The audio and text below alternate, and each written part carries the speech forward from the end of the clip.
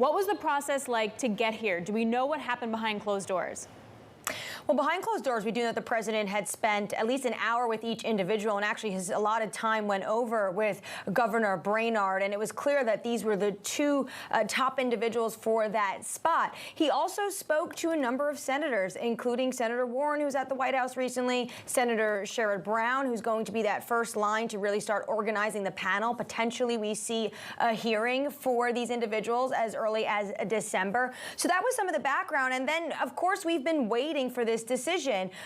Prior administrations have made this decision a little bit earlier, so this is coming a little bit late in the schedule. Yep. Potentially, they were working with Congress to make sure that they had the votes given for either of these two. Formally, Sherrod Brown had said that he thinks that either of these candidates would be able to get through the confirmation, but potentially the White House didn't want to go in with a messy fight. And I would just look at their past numbers. It was in the 80s. I believe it was 84-13 when Governor Powell was when he became Chair Powell, when he got through his Senate confirmation. And then 2014, things have really changed since 2014.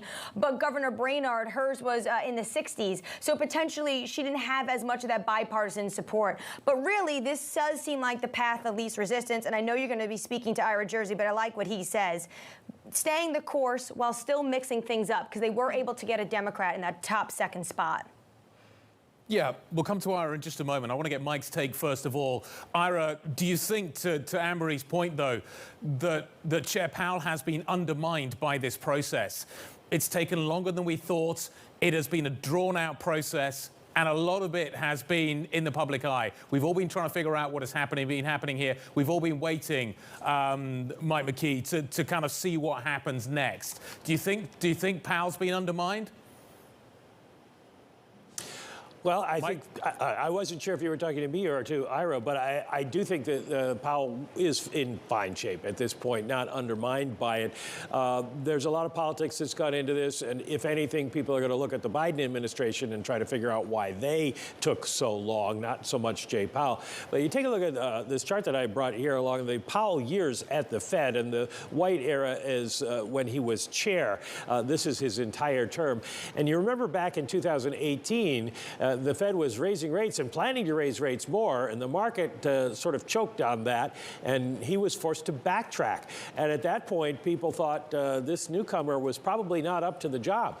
Then we saw the crisis come along, the pandemic come along, and he immediately cut rates to zero and started pumping money into the economy and was seen as much more of a hero. And of course, it's always, what have you done for me lately? So the real question is, what does he do next in terms of inflation? Does he speed up the taper? Does he move inflation ahead of unemployment in terms of what the Fed is considering?